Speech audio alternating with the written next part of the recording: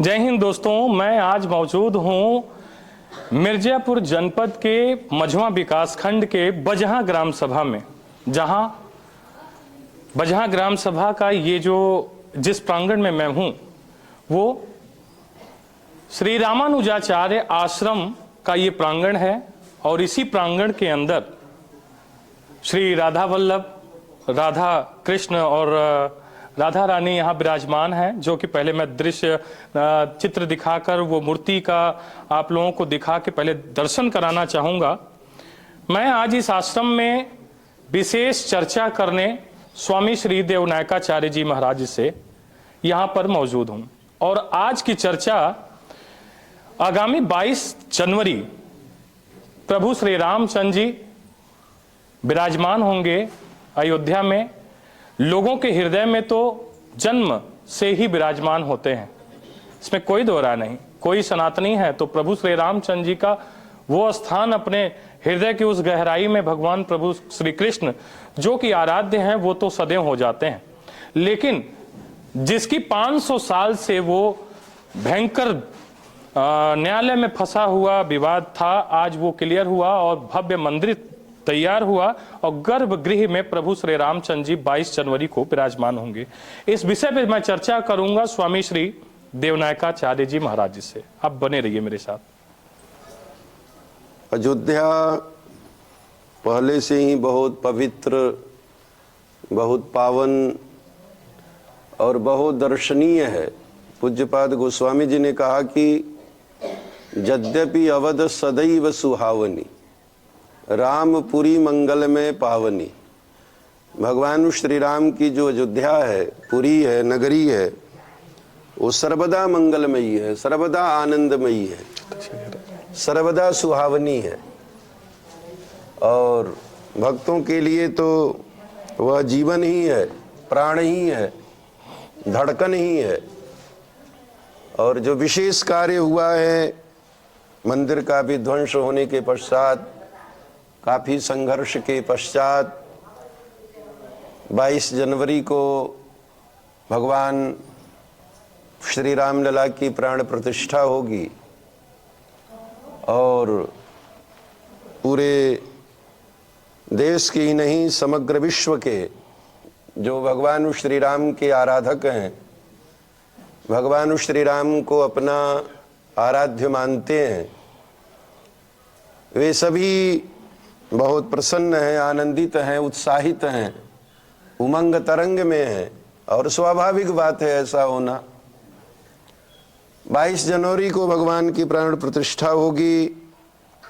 सभी भक्त लोग चाहेंगे कि उस समय हम उपस्थित हों, लेकिन हमारे देश के यशस्वी, मनस्वी और तपस्वी प्रधानमंत्री आह्वान कर चुके हैं अपने संबोधन में कि 22 तारीख को जो भक्त जहाँ हैं वहीं पर आनंद मनाएं, उत्सव मनाएं। और प्रधानमंत्री जी की बात बिल्कुल सत्य है, सही है, क्योंकि बहुत अधिक भीड़ होने से प्रशासन को व्यवस्था बनाने में समस्या पैदा हो सकती है, दिक्कत पैदा हो सकती है। तो जिन्हें बुलाया गया है वो तो जाएंगे ही, लेकिन जो नहीं जा पाएंगे वो क्या करेंगे? तो भगवान का उत्सव हमको मनाना है जी। भगवान के प्राण प्रतिष्ठा का 500 वर्षों के संघर्ष के पश्चात जो ये आनंद का दिन, मंगल का दिन, उत्साह का दिन हमारे लिए प्राप्त हुआ है, उसको हमें अपने हृदयगत भावना के साथ में प्रकट करना है। तो प्रकट करने का माध्यम है कि भगवान के मंदिर जहाँ भी हैं, ऐसा कोई गांव नहीं है जिस गांव में मंदिर नहीं है। हर मंदिर को अच्छे से सजाइए, अपने घर को सजाइए। घर में भगवान का मंदिर होता है, उसको आप सजाइए और सजा करके भजन करिए, रामायण करिए, गीता का पाठ करिए। और ऐसा कोई घर न हो जिसमें या उत्सव न हो, सबको प्रेरित करें करके भक्ति के अनुसार और गांव के अनुसार आप जहाँ भी हैं, जैसे भी हैं, उस उत्सव को आप मना सकते हैं। स्वामी जी ने कहा भगवान कहाँ है? बोले कि अवध कहाँ है? हर घर अयोध्या है, हर हृदय अयोध्या है। भौगोलिक दृष्टिकोण से अयोध्या पहुंचेंगे उनके लिए तो बहुत अच्छी बात है, लेकिन जो लोग भौगोलिक दृष्टिकोण से अयोध्या में नहीं पहुंच पा रहे हैं, लंबा सफर है, पूरा जीवन पड़ा हुआ है।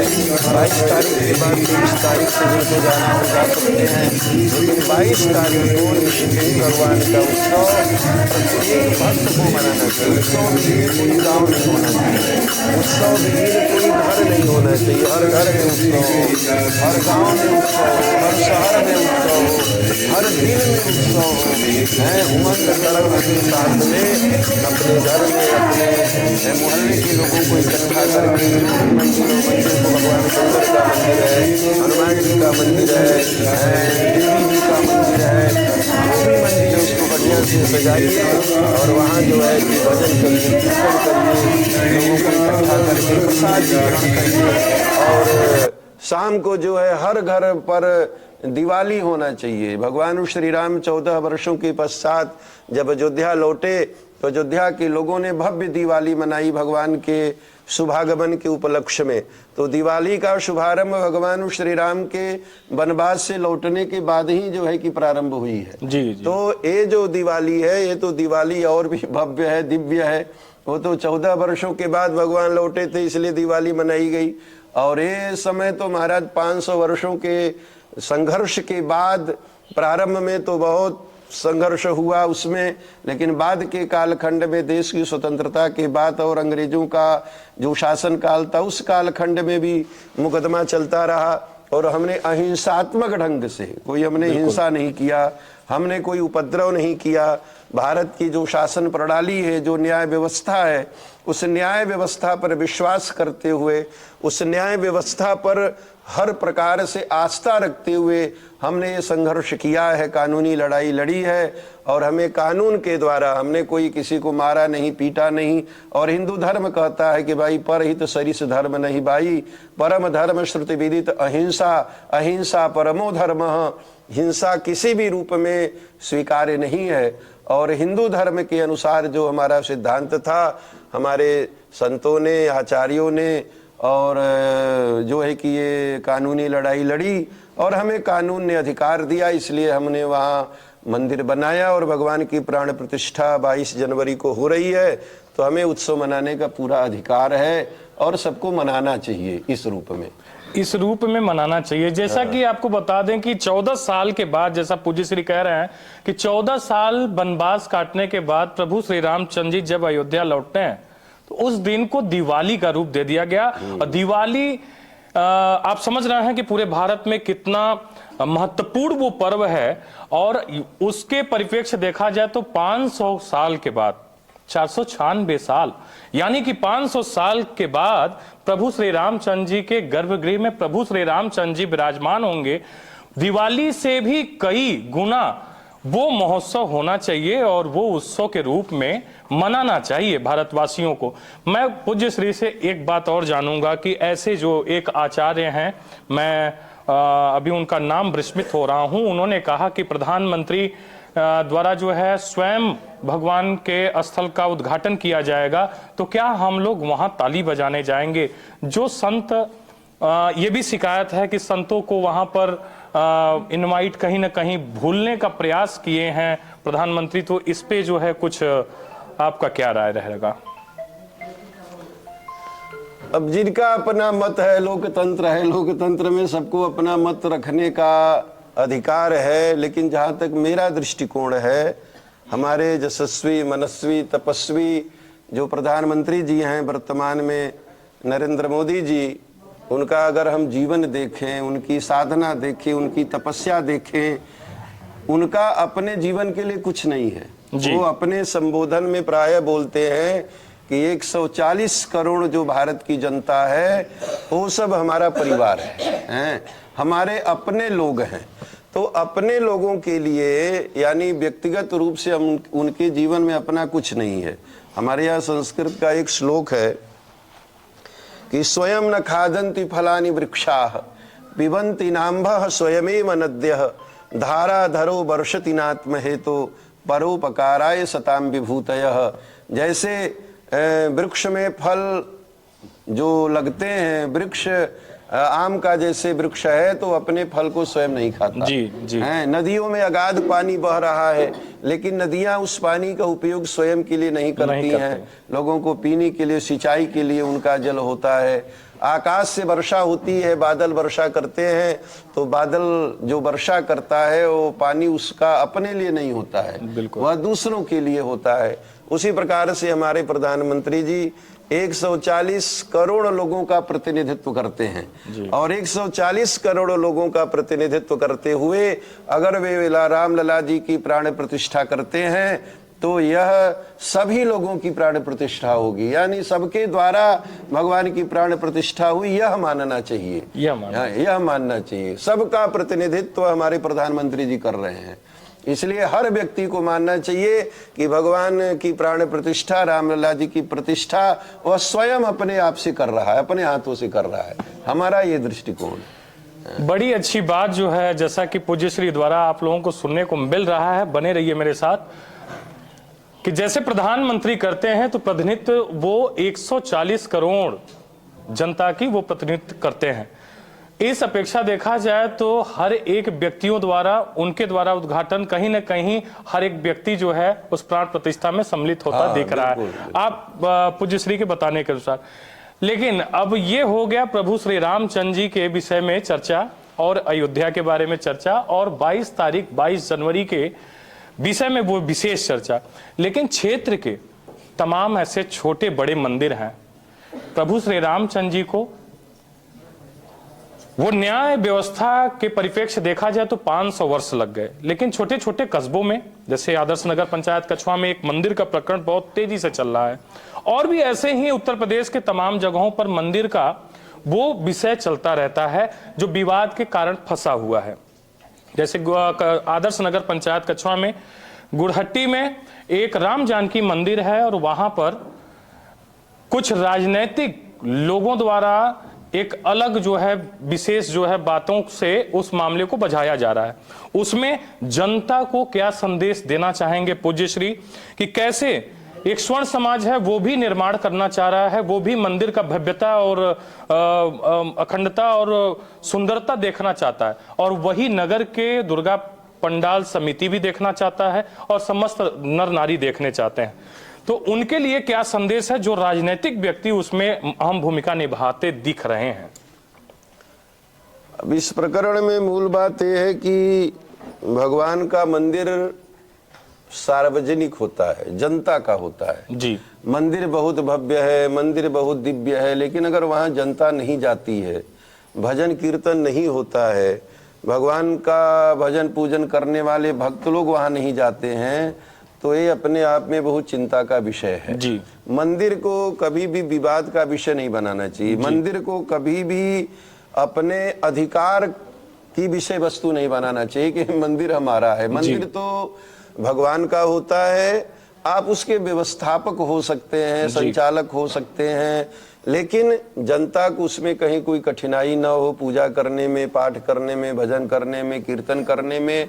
इसलिए विशेष ध्यान देने की बात यह है कि नित्योत्सव मंदिर, मंदिर की शोभा नित्य के उत्सव से है जी। तो मंदिर को विवाद से परे रखना चाहिए। मंदिर पर किसी का भी एकाधिकार नहीं हो सकता है। अगर कोई एकाधिकार जमा करके चाहे कि भाई हम अपने अनुसार इसको करेंगे चलाएंगे तो ठीक नहीं है। जनता के लिए मंदिर है, भगवान का मंदिर है, जनता के लिए, जनता का और जनता के लिए, जनता के द्वारा संचालित उसको होना चाहिए। ये मंदिर की इससे शोभा होती है, भव्यता होती है, दिव्यता होती है। तो इसलिए जो भी लोग मंदिर को विवाद का विषय बनाते हैं या अपने स्वार्थ की पूर्ति का साधन बनाते हैं, मेरी दृष्टि में, शास्त्र की दृष्टि में ये बहुत बड़ा अपराध है, गुनाह है। इससे बढ़कर के कोई अपराध हो नहीं सकता तो सीधा सीधा पूज्य श्री का सीधा सीधा जो है आप बात सुन रहे थे कि वाकई में इसमें किस तरीके से हर एक मनुष्यों को वर्ग करने की जरूरत है।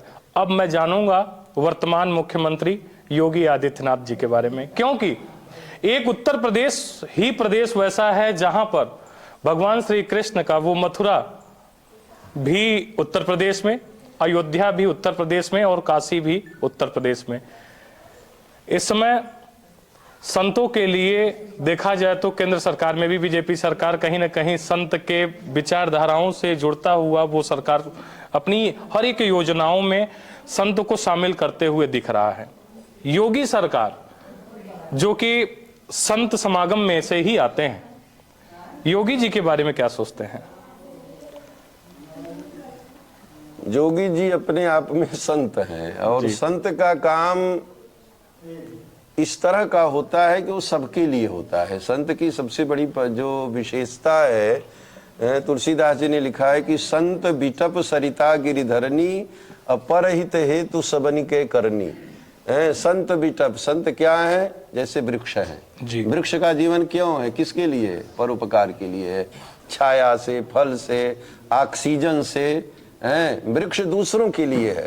तो संत बिटप सरिता, नदी का जीवन किसके लिए है? दूसरे के लिए है।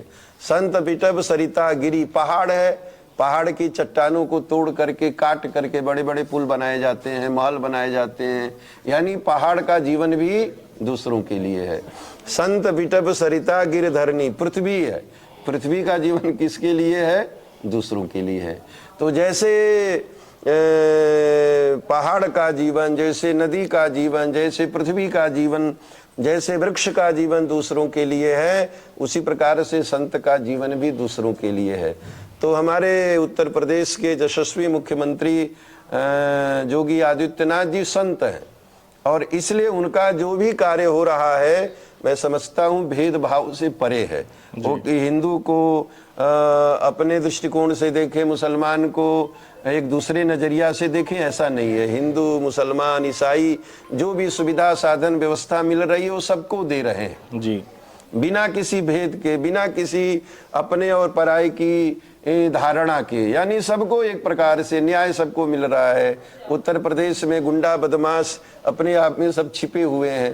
तो अगर सबसे बड़ी बात है प्रजा के लिए कि गरीब सताए न जाए, तो आज गरीबों की भी सुनवाई है, आज जो पीड़ित हैं उनकी भी सुनवाई है, बिना किसी भेदभाव के। मैं समझता हूं कि सभी लोग सुरक्षित हैं, सभी लोग अपने अपने ढंग से जी रहे हैं, अपने अपने ढंग से अपने धर्म का, हिंदू अपने धर्म का पालन कर रहा है, मुसलमान अपने धर्म का पालन कर रहा है, ईसाई अपने धर्म का पालन कर रहा है। किसी को किसी बात में कोई हस्तक्षेप नहीं है। जैसे अभी जो है माइक की बात है, तो हम लोगों को भी सूचना दी गई कि महाराज ज्यादा माइक मत लगाइए, ज्यादा हल्ला गुल्ला मत करिए।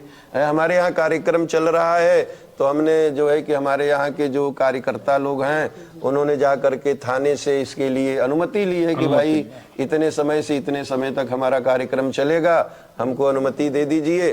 तो और ये सबके लिए है। अगर किसी मुस्लिम बंधु का कोई कार्यक्रम है तो उनको भी अनुमति लेनी पड़ेगी, किसी हिंदू का कार्यक्रम है उसको भी अनुमति लेनी पड़ेगी, किसी ईसाई का कार्यक्रम है उसको भी, यानी न्याय व्यवस्था सबके लिए बराबर है। और ये बहुत अच्छी बात है, बहुत सुंदर बात है। इसमें कहीं न हिंदू, न कहीं मुसलमान, न कहीं ईसाई, सबके लिए एक जैसा कानून, एक जैसा सिद्धांत, एक जैसा विधान और न्याय व्यवस्था की यही कसौटी है। जैसा कि आप सुन रहे थे पूज्य श्री देवनायकाचार्य जी महाराज जी को, और तमाम विषयों पर चर्चा करते करते अब मैं खुद अपने आप को रोकूंगा, क्योंकि अभी वर्तमान में यहाँ नवा पारायण चल रहा है। नवा पारायण के बारे में बता दें कि 9 दिन का रामचरितमानस का वो पाठ होता है जो यहाँ भक्त अनेकों प्रदेश से आए हुए होते हैं और इस नवा पारायण में शामिल होते हैं। और नवा पारायण सुबह से शुरू होता है शाम 5 बजे, सुबह 6-7 बजे से शुरू होता है और शाम के 5 बजे तक ये नवा पारायण चलता है। और ये 9 दिन का नवा पारायण होता है। 1 महीना का श्रीमन नारायण का भी पाठ होता है। तमाम जो है ये सनातन परंपरा को चलाने का एक आश्रम में जो भी विधि विधान है उस विधि विधान से यहाँ पूजा पाठ होता रहा है। अब आप बने रहिएगा मेरे साथ, ऐसे ही खबरों को देखने के लिए आप बने रहिए हमारे साथ। आप देख रहे हैं perfect mission live, Bhanu Pratap Singh के साथ, जनपद मिर्जापुर। जय